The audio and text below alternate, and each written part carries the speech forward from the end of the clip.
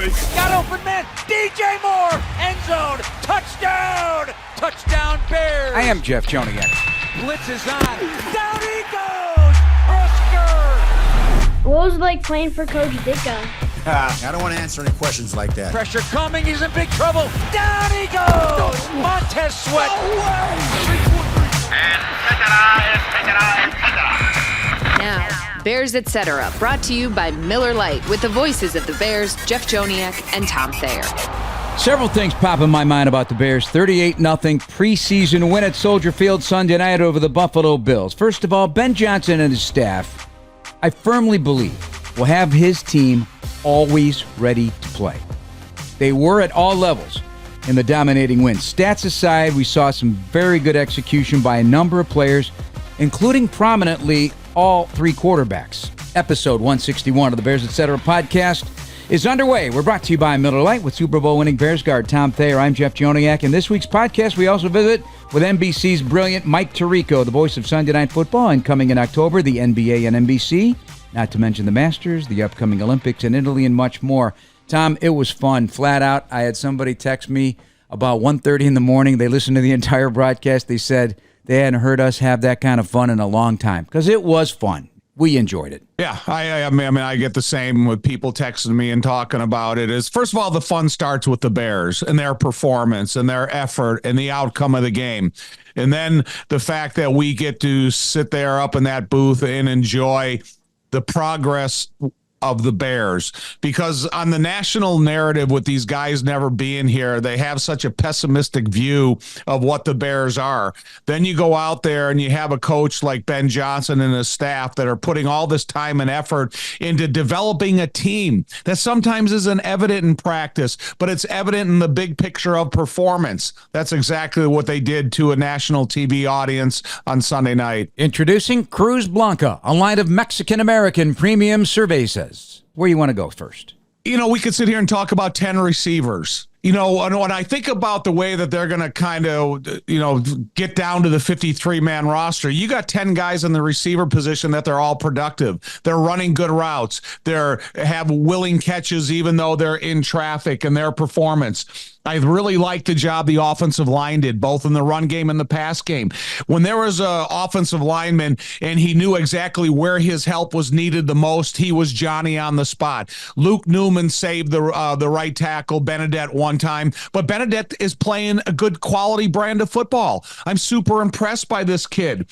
I look at stock rising. Ozzie Trapillo at the right tackle, Luke Newman at both right and left guard, Ryan Bates at all three positions on the inside. That is really an important game day activation when you can put everything into play. And then I'm interested about Karan Amagaji. And this is what interests me. When I watch Karan Amagaji and his responsibility at the line of scrimmage, he's got everything you need. He just needs time and he needs reps. But his athleticism at the second level, I've noticed it now for 2 or 3 days, and it kind of piques my interest. Okay, is this kid a guard? Is he a guy that could go in there and maybe back up both the left tackle and the left guard? So there's kind of things that are, coming to mind when you look at the big picture of this roster that guys are on the rise.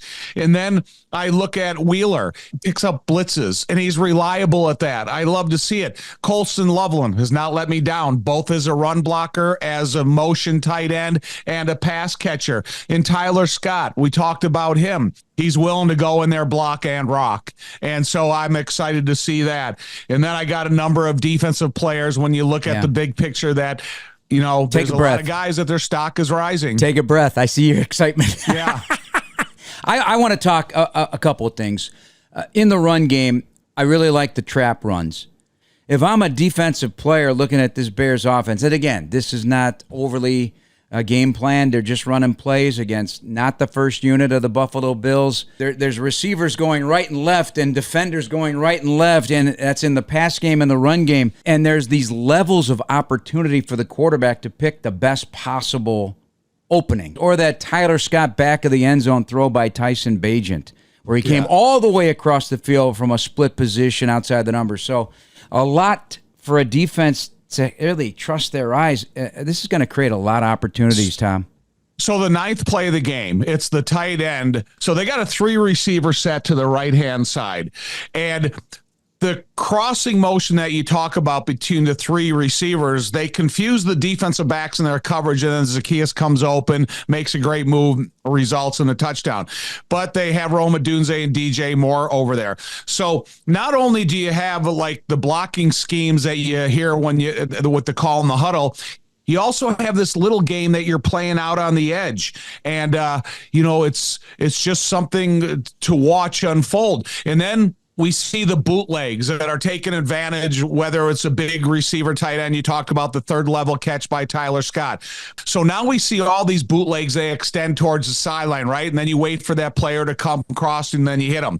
Now you get Austin Reed running a bootleg action to the right, but it's going to throw to center field. Yeah. So you think about the variety of options that you have on those bootlegs. Yeah, you may want to pre-predict that it's going to the edge, but now they come back and they throw a center cut bootleg.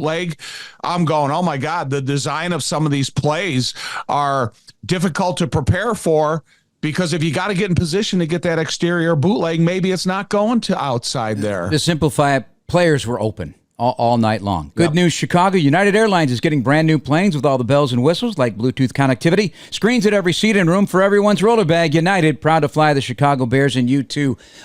No block, no rock. How about Luther Burden? We mentioned it in the broadcast when he cracked down on the safety, on the run for the touchdown by Brown. That was gorgeous. He is getting open. There's a quote he had after the game with the Chicago media that caught my attention. Hope I can find it in my notes. If I get too much space, there's going to be a problem. That's Luther Burden's confidence. I love that.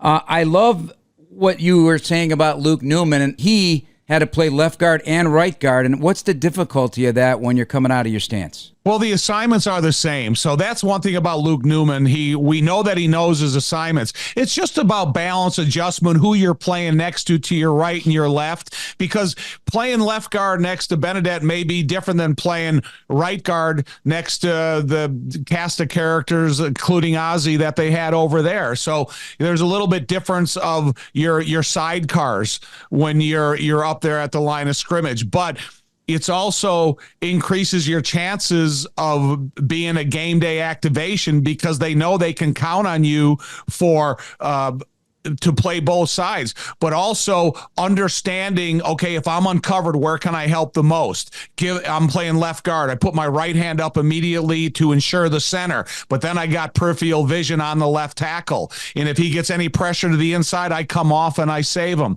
So those little details that you learn as an offensive lineman, depending upon what position you're playing, can benefit the whole offense as a structure. Ryan Poles, the general manager, was on the Fox broadcast at some point in the game, and I heard him say, fast start will equal confidence for this football team this season, and that is exactly how they played last night. In particular, Caleb Williams. Rhythm and tempo came to mind for me. I heard it mentioned many times throughout the game from you, J-Mac, listening to Greg Olson a little bit on the Fox broadcast today. Just the rhythm, and that was true for Tyson Bagent as well as Caleb Williams, but that first drive, what kind of dividend will that pay for Caleb? Just that first bootleg, boom, you throw it, you get it to Colson. That next play, boom, seam down to Cole Kmet. And then all of a sudden, oh my God, I can take that deep breath, and now you can start feeling the rhythm beginning.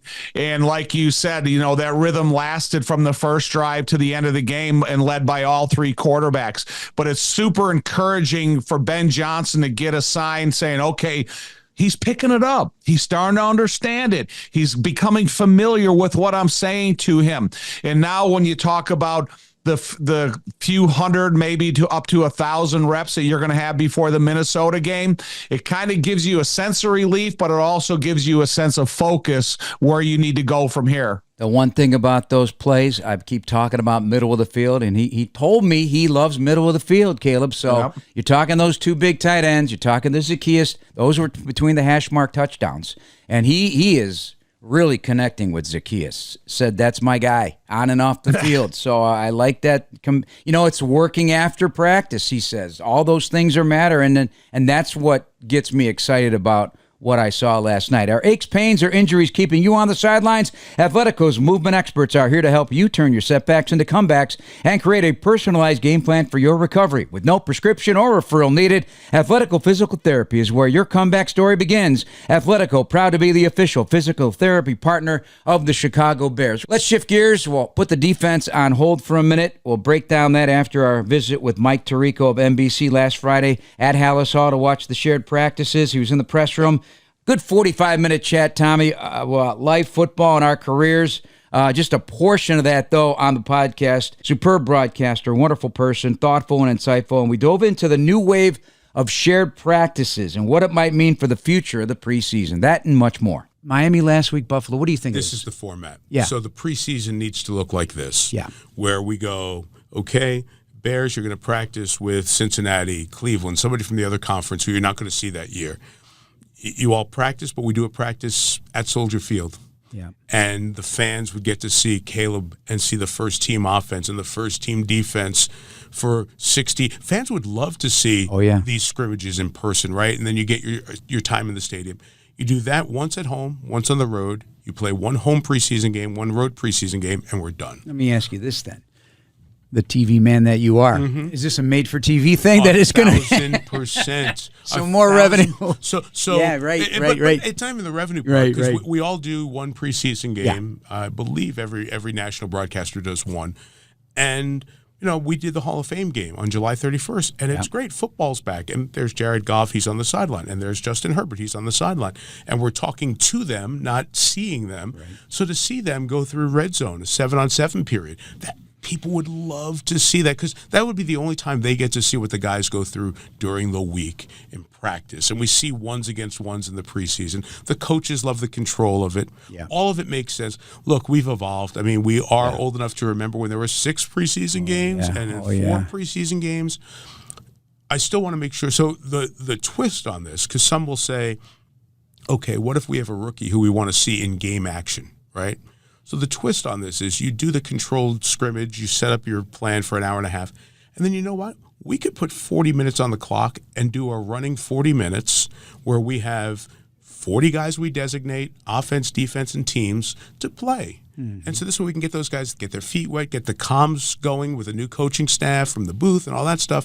And then we've got the 2 preseason games. So we can create enough opportunities to get down to the 53 plus the practice squad. So I think the league hopefully will get there soon enough. Yeah, I dare say fans might enjoy that more. 1,000%. If the commissioner is always great about saying it's about the fans, I think the fans would like that more. Yeah, for sure. What is your perspective on what you're hearing about our Chicago Bears? Oh man, we're hearing a lot, right? They've been newsmakers the last 3 years, man. Not amazing. Just off season, but in season. Right. Yeah. So I think there's the excitement of the fantasy team on offense, right? Yeah. You kind of go, okay, look at all these weapons on offense. This sounds really good, looks really good, and a play caller who's a 500-point.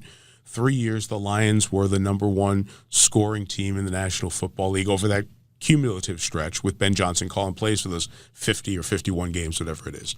So, of course, there's excitement, right? But we haven't seen anything, right? And we're not going to see through a scrimmage, through a preseason game. We're not going to see it until Monday night against Minnesota, week 1, right? So that's what has become the best part of the NFL and the worst part of the NFL. There's a lot of national conversation by people who not only haven't been to Hallis Hall, they have not seen a practice, they haven't been here in years. They haven't seen Caleb Williams play in person, and then they set the national narrative. So patience, push away from the table. Let's give it 4 weeks. Let's watch how it plays out. But there is excitement and energy and enthusiasm. And for me, the energy and excitement is not just Ben Johnson and what the offense can evolve to.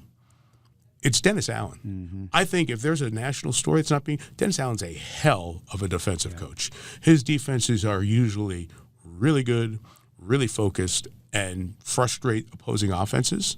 And I think at the end of the year, if you ask – the Vikings and the Lions and the Packers, they're going to say, going against the Bears is hard because Dennis Allen is so good. And Dennis Allen always saves a pressure that you haven't seen all game for the end of a game. And I every Dennis Allen game, it happens. So, I think Bears fans are going to as usual, fall in love with the defense of the Bears. I Yeah. think that's going to be part of the story that people nationally are not talking about right now. Yeah, some people are trying to tell me, hey, the offense has got to carry the defense for a while. And I'm thinking, wait. No, they've got 9 returning starters. This is not a young bunch. This is a hungry bunch. This is new eyes on some old guys that have been here, Well right? said. So, Well said. I mean, we got 2 linebackers that are they're gonna make plays. The safety coming back, and Jaquan Brisker is going to be a deployable weapon. Big. Kyler Gordon is going to be a deployable weapon. Now, they both have to stay healthy, of course. And then, we talk about the pass rush, and you've been around Grady Jarrett. Maybe you can give us some insight into what he brings. Everybody's saying he is everything you think he is. Yes. When you put him on tape, Tom Thayer and I always said, hey, when we play the Falcons, we got to figure out how to That's stop exactly Grady right. Jarrett, but Right. he brings something to the locker room, too. And not just the physical on the field, but that's a guy who, okay, maybe he's not as quick as he once was, right? Because you have so many miles on a car. Yeah. And as the mileage, but the mental understanding of how to take it, maybe draw a second guy, the games up front, all of those things that he has done, you can do with him. Those are so valuable to everybody on the defense. And so this was fascinating. I was asking an NFL coach about defensive players, and he said, it's evolved over the last 5 years. If 5 years ago I would have taken a pass rusher over a corner, it's like now I might take a corner who can cover for that much more, just a little tick more, because the amount of games, the talent of the defensive players up front, the ability to bring people from all over the field now, just give me one more tick and I'm going to get to that, or at least affect that quarterback's timing, rhythm, and accuracy. So add one player, add a presence of a Grady Jarrett up there, a veteran who understands how to cause havoc on those money downs, those third downs. I love it. So Yeah. I think there's – I feel like I'm stupid sometimes, but of course the Bears are going to have a good deal because it just feels like it always is, and it's not enough from the quarterback position. But I think the focus being so much on the offensive side, I'm liking where this defense could be as the year goes on. Yeah, and I'll tell you, I've said this many times, and it doesn't happen this way all the time, but and maybe this is just a meathead view of things. I'd like the team to reflect the city they play in, the rough and tumble, blue collar. Yep. The guys are working in the factory, and they come home and they just want to enjoy some hard-hitting, violent Bears football. So I think that's what it's going to look like. So I'm a kid born in New York. Yeah. And I'm a Northeast kid, college at Syracuse, lived in Connecticut the first 8 years of my professional life, my ESPN life, right? And the last 26 years, this is my 27th year of living in Michigan. And I am now a Midwesterner through and through. And what I didn't understand, I now fully believe. I think, first off, all 4 of these teams, Oh, my gosh. they're like the best games. And especially this year. And I think the Bears are going to be We're better. back to black and blue. I do think that. But everybody can throw the ball. So the Lions, what's been the mantra of the Lions on the other side of the lake here for the last few years? Grit, Dan Campbell, grit, tough. Yeah. They're like this sexy, high-powered, trick play running offense, right? Which does not go with grit and toughness in the NFC North. But they are at the same time. they are though. at the same time. Yeah, they are at the same time. And that's the point I was driving at and getting to. Like where the Bears offense this year, in my opinion, will succeed or be limited until they get there is the ability to block up front, the ability to run the ball. Because all of Ben's brilliance, great play calls, all of that emanate from protect, run the football, play action, plays that look the same but are different. That's where the brilliance of think of the stumble bump play here against the Bears, right? What is that set up by? I know. The ability to play action and run hard, right? So that's where the foundation is. So even though it is fun and sexy and great to talk about trick plays, passing game, 500 points, all that, it comes down to that foundational thing, which feeds right to Bears fans, and I think fans will love that part of this team as it grows. Remember, this is going to be a growth process. This is not going to be week 1, we're going to the Super Bowl, but I think you're going to see it as the year goes on. Funny, I just last night, when I can't sleep, I'll throw on YouTube and just put on blinders on, and I'll go to sleep with my eyes shielded from the light, and I just listen to old games on YouTube. Oh my gosh! And so I had a 1970 Get out. Ohio State Stanford Rose Bowl game, Kurt Gowdy at the mic. and they're doing a wishbone tee, and Rex Kern at quarterback, and John Brockington was the running back, the former Green Bay Packer, and I heard the term, it's a meat grinder running game, and I think the entire division can do a meat grinding. They can. Running game. Now, They can. again, it's still yet to be proven by the Bears in terms of, you got to have a double-headed monster there in the backfield, and it's yet to be determined how that'll look. But every team can run the ball.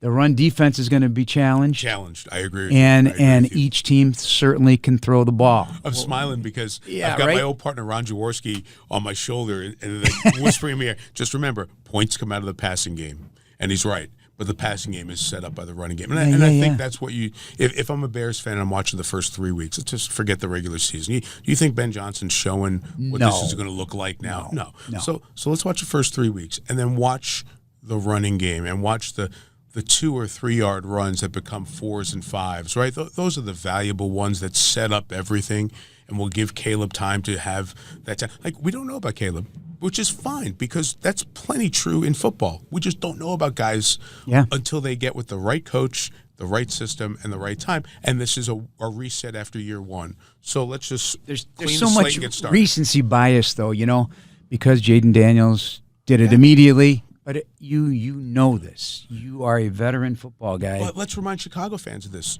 C.J. Stroud. Oh, Right. my gosh. Right, Bryce right. Young, what a mistake, Right, End of right. last year, Right. Bryce Young played really good football. And I talked to Dave Or how about the Canale. Trevor Lawrence situation? Exactly. That's still a good quarterback. I think so. Just too many changes. Right. So it's got to work for guys, and we are the most impatient we've ever been as sports fans. Yeah. And you know what? I can't knock it, but our business has done that. Yeah. The glory for all of us is people can't get enough conversation about sports. It's the greatest time to be sportscasters, sports fans, right. all of that. But every once in a while, you just got to bounce. What I love is there are 272 games, and you know what? 272 teams will lose a game at some point this year. Right? Exactly. It always balances out to even, and we just got to remember you can't always have the best team. You know who was quarterback in that game I had on last night was Jim Plunkett. Oh God! And my dad, he passed away when he was just 52. He never got to see this career of mine. But he always used to say, "You look a little like Jim Plunkett." You do. Okay, I never and so thought of that until you just said that. But I'm like, oh my God. talk about a late bloomer. Yes, right. Super Bowl winner with the Raiders. Yes, exactly. Right. And I'm not suggesting that's what it's going to be for Caleb, but you just don't know. Quarterbacks mature on their own time. It's like fine wine. So, like, think about when Aaron Rodgers came in the league, and he's still in the league, right? How about Josh Allen and Aaron Rodgers starting in junior college football? Great point. Perfect point. Wow. And now guys are going to 2 schools, 3 schools, moving around. Every dad wants the high school star quarterback. If he's not starting right away, go somewhere else. Yeah. Go somewhere else where he can play. That doesn't help the growth of the individual player. So it takes time. Yeah. I was listening to somebody. I was driving up here this morning from the city, and I was hearing somebody talking. I was on the Nationals on Sirius satellite radio. They were talking about, like, wouldn't it be great if more college quarterbacks got under center? Yeah. Because that's the big adjustment in the NFL. Of course, that's not their job in college. That's right. That's the point. Their job is to win games for their school. Yeah. And I'm a Syracuse alum. If our school's going to be better with shotgun all the time, I don't care about Kyle McCord's development or the next guy who's going to be there this year. I want to win games now. Right. So that's not their job. They do develop them, but their job is not to get them ready for the NFL. So we have now entered an era of patience. Yeah. And we just don't have that in 2025 because we all have our own phones, we got our own plans, we got our own lives. Patience far out the window. Before we let you go, I know NBC is the NBA is back, and so you'll be at the mic. We talked to Terry Gannon, Tom's old grade school and high school buddy. I know, isn't it the from best? Joliet, Joliet, and what a great conversation that awesome. was. How cool is that for you to be doing the NBA once again? It is unbelievable. Just coming up to Chicago reminds me of all the years during the theme song, everything. The NBA theme song, and then when the NBA left NBC, it came to ESPN, and the Bulls were good. Rose, just bunch of good players. Noah, all that stuff. And I had so many drives from Ann Arbor under the lake to come here on weekends, and I just want the Bulls to get better again so I can have this nice short trip and get this great basketball city alive. But it's going to be so much fun to be back with the NBA and have that as part of my life again, along with the NFL. Who are you paired with? So Yet to be determined? Opening night, we're going to work with Reggie Miller and Jamal Crawford together. It'll be the three of us. And Reggie and Jamal will be our lead analysts along with Grant Hill during the year. So we've got a group there. I'll do doing play-by-play. You mentioned Terry Michael Grady, who does the Timberwolves as well, is going to do some. And Noah Eagle, who's as talented as any young announcer I've ever been around in my how life. about that story? Yeah, I've known Noah since he was a baby because Ian interned and worked with me in Syracuse when he was 20. And I called Ian and I said, hey, you know what? Like, we were both blessed that we were pretty good at this early on and got into the business early on. We started working at networks in our mid-20s. I said, your son is so much better than both of us at this age. And he's like, polished. And, in typical Ian, yeah, I know. But it'll be fun to be back at basketball. It's like Bob Costas when he went to the ABA in St. Louis. That's exactly right. But that's fun for us. And for me, this year is so much fun because it's the start of the NBA. It's the Winter Olympics in Italy. But it's also my first chance to call a Super Bowl. So my laser lock focus is on 2826 on Super Bowl Sunday in Santa Clara. So if the Bears want to have a match, let's have it. Let's do it. I tell Lions let's fans, do it. Bills fans, Bears, I need some Great Lakes love. You need Rust Belt / Midwest. Packers, Viking. I know people on this pod have one. I just need some Midwest something there. No Packers though. We don't need Packers. So we don't need Packers. So I thought it was a great. I love the patch that the team is wearing this year. Yeah. Yes. Honoring Mrs. McCaskey. Yes. And that's important. I thought one of the great things that somebody said to me about her was the best thing you can say after everything is said about her is that the last thing that she saw with the Bears was beating the Packers on a game-winning field goal at the end of the game. And that made me smile. And that is what this organization and the familial ties in this organization have been about for a long time. I just kind of they run deep. It gives you misty. Trust me. Trust me. It's the best. And, and the fact that GSH is on the side of that uniform, and every guy who's ever worn this uniform, the 90 in preseason year after year, they know. And the kids in Chicago, they'll ask Dad or Grandma, "What's that GSH?" Right. And then you can sit and tell the story of exactly. If not the most, certainly one or two most influential people in the history of this league. 100%. It's great. And Steve McMichael, the decal 76 on the helmet. So also. What a year. I think it's going to be a good year. Yeah. It's going to be a good year. The league is better when the Bears are good. I agree. Let's I know. go. It's the same thing I feel about certain college football teams. Yes. The Fighting Notre Irish. Dame. The Fighting Irish. Ohio's, I don't know. Look, I'm leaving it on you. You guys are responsible. You and Tommy are responsible. We need the Bears. Yes. We'll do our best. Because we'll bring you the excitement, that's for sure. We have the Bears at the end of the season in Santa Clara. Playing the Niners on Sunday Night Football. It's on the schedule. So I tell them people we're not flexing out of that game. That better be a great game. Both teams have a lot on the line, but I look forward to coming back to Soldier Field. And last question. I don't know how you keep it all straight. You just listed some premier events that people would die for, and you certainly have worked your tail off to get yourself in a position to succeed and to be in these primetime moments. How do you keep it all together? Yeah, I'm still and let's not forget the Masters and all that. Yeah, wow. I appreciate it. I'm still a fan. Wow. I'm still a fan, so I still love it. An amazingly understanding family who has been supportive of that. And I think now you're at the point where you know how to balance the schedule. You know exactly what it takes to get ready for a Bears broadcast. You know what you need to do to get your week ready. And now this will be the fifth, I think. 1, 2, 3, 4, 5. It'll be the fifth Olympics I do as a primetime host, 6th overall.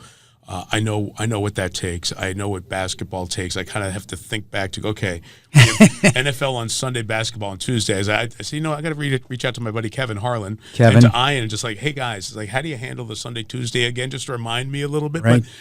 You just the joy is it's a labor of love. Yeah. People, as you know, come to us to get away from the 100%. real things in their life, and it's our honor to have access to coaches and players and analysts and all that stuff and be able to let you escape for because as much as the people listening to this love the Bears, and if they've been with us this long on this podcast, they do.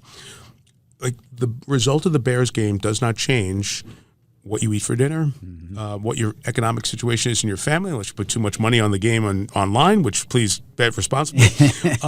Your life doesn't change, but you invest in this unlike anything else you do. And I never try to forget same the appreciation for the fans who give us their time and hopefully we'll give you an honest day's work. And I just try to take that attitude to every game, every broadcast. Like the real nerdy thing people should know is we spend 15 minutes here showing each other our boards and how we prepare for the games. Like we care We to do. get it right. You have to. And To but do you know this, what? yeah. That's a You're Midwest given thing. yeah. People know. Yeah. And people know Oh, if yeah. you're people Oh, yeah. know if you're just cruising through, or Right. people know if you're invested.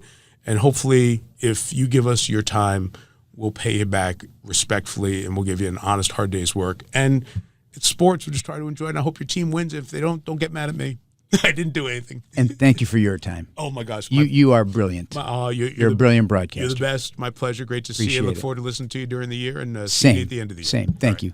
Wonderful conversation, Tommy. Yep. What'd you get out of it? You know, his experience in life, in sports, the different events that he's covered, but the similarity is they all take hard work to be successful, whether you're a broadcaster or you're an athlete. And so I like that has these observances that he keeps into his memory bank, and he's able to relate it to either other broadcasters like yourself or other events he's covering, and how they do have that crossover. He talks about the idea of the joint practices. I know I've talked about it, that we had that same experience in the USFL. So I know it can be done. It can be done successfully. It can be done to attract the fans, and it can be done to improve your football team. So it'll be interesting to see where all this conversation about joint practices goes in the future. Hey, Bears fans, Steinhoffels is a proud partner of the Chicago Bears, now open in Orland Park. Steinhoffels is Chicagoland's furniture and mattress leader with the largest selection to fit every style and budget, and is 100% employee-owned. Shop in store and online at steinhoffels.com. All right, let's get back to the game and breaking down the tape of the defense. I got the B&B guys at the top of my list, Booker and Billings. They worked really well off each other in tandem on both of their sacks. The TE stunt, the tackle end stunt with the good set by Billings and the finish by Booker. Billings doing some great work inside, using that big body of his, pushing people around. What'd you think? Booker did have a roughing the passer penalty on Mike White, but it was that long arm we talked to him about last week in the chest of the left tackle that got him there to the quarterback. Well, listen, the stunt that they ran is so well organized and timed up that, Billings gave himself up in between two blockers, and he was able to set Booker free. The thing that I like about Booker right now is even when he was being blocked at the line of scrimmage, he still had his vision on the quarterback. He was able to get his hands up and block a pass out of the air. That's still a big play.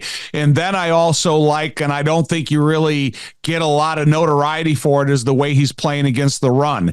He creates a stalemate at the point of attack. And whether he makes the tackle or one of his teammates is able to make the tackle because he's creating a stalemate at the line of scrimmage, he's playing big. And then there's a couple times that Billings, like a 6'1", 340, he had great burst get off. And all of a sudden now he's putting an offensive lineman into a back pedal where he's got the closest path to the quarterback. Now it interferes with the flow of the play. I'm impressed with Billings because he was a guy that I think his stock is still rising. And when you look at the shapes and sizes of all the other defensive linemen, Billings is a leverage built guy. He's bigger than Grady Jarrett, but he still plays with that type of enthusiasm that is infectious, and he can also take the amount of reps and really wear down the offensive lineman he's playing against. But Chris Williams is playing well. Yep. Daniel Hardy is playing well because he's a combined pass rusher and a special teams contributor. And there's a lot of guys up front there at the line of scrimmage that are playing a really solid brand of football. And then you're going to see some guys that are going to play in Kansas City that they need to bring it. They need to bring that season mentality to make sure that they get the results out of what the coaches want to see of them. But I really like what the defense is doing. I like the fact that they got stunts and blitzes from safeties and linebackers. Yeah. And 30-36, good timing on blitzes. 44-47, they got good timing on blitzes. They're reading the plays well. Hippolyte is able to not only cover tight ends, but he can cover backs. He's got good pursuit. So a lot of encouraging things out of Dennis's Allen defense. Yeah, and called in the second half by Al Harris. Declan Doyle also calling plays, so a nice thing done. Ben Johnson even told us he wished he would have had that opportunity back in the day. So what we're learning, though, about Al Harris and Dennis Hound, they love the aggressiveness. You know what I love. I love those corner blitzes. But you know what? If those safety blitzes come home like this, oh, my gosh. I'll go crazy. I loved it. Loved it. Just like an offensive play, though, the timing has to be perfect. If you're bringing a safety blitz or you're bringing a linebacker blitz and you show it a little bit too early, you're giving an indicator to the offense exactly how you're going to block it and where you're going to go with the football. So the timing of blitzes and the discipline of the players not to show it too early. As an ex-offensive lineman, that's as important as, being an unblocked blitzer. Yeah, well, there was a lot of unblocked blitzing. Alex Cook, as you mentioned Jonathan Owens, you mentioned Hippolyte. I thought he was outstanding. His speed's showing up, and Noah Sewell looked fast, triggering quickly, Tom, showing physicality and range and hustle, and that would be a great boost for the defense just to have another weapon available to get the job done. I don't know how often they're going to be in a 3-linebacker set, but I think there's going to be packages with these guys if they continue to show they can make plays. Don't you agree? Offenses early in the season, they're going to test the defense to see, okay, is that third linebacker they bring in vulnerable to either, covering a back, covering a tight end, their responsibility if they're at the point of attack. There's a lot of investigative work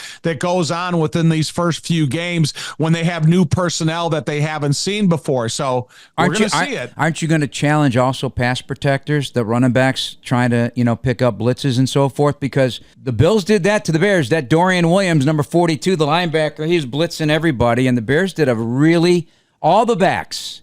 All of them did a very nice job. A lot of that, that testing the blitzing, a lot of it could be a little bit different at home or on the road. So you think about Minnesota coming in the first regular season game. They're going to hear the cadence. They're going to fall and they're going to understand the rhythm of the cadence. So now you think, okay, I really got a line on with this cadence, so let's send a blitz. But like I said, don't give it away too early, but pay attention to that cadence. And then when you're on the road week 2 in Detroit, the Detroit defenders, they're not going to hear the snap count. It's going to be loud in there because we know we've been there. So it adds a different type of anticipation and rhythm to blitzes because now they're reacting, they're not listening. How do you tell a cashier you're a Bears fan without telling them you're a Bears fan? Well, with the Chicago Bears PNC Bank Visa debit card, which gets you exclusive discounts on Bears merchandise. Find out more at pnc.com/BearsCard. A word on Tyson Bagent, if I may. He was absolutely fun to watch. He does not get rattled. Pressure in his face. His eyes are still looking downfield. He is finding receivers. He's getting rid of the football in awkward positions. And his accuracy and anticipation has been really good. Of course. Tyson Bagent in this offense is like going to a water park for the first time. It's scary, but it's really fun. And when you look at this offense and what he's been able to learn over the last 4 or 5 months, it's scary when you look at all the information that you're going to be fed over the next 5 months, but it's really fun when you get to use it. And I think Tyson Bagent is the type of athlete quarterback that has fun as a teammate. He has fun with his offensive, the pass catchers, the receivers, the running backs and stuff. And then he's just a fun guy with a lot of energy to be around. So I like Tyson, but I like all the guys in that quarterback room because I think they all accentuate each other. Austin Reed included. All right, so and Case Keenum. Keenum as well.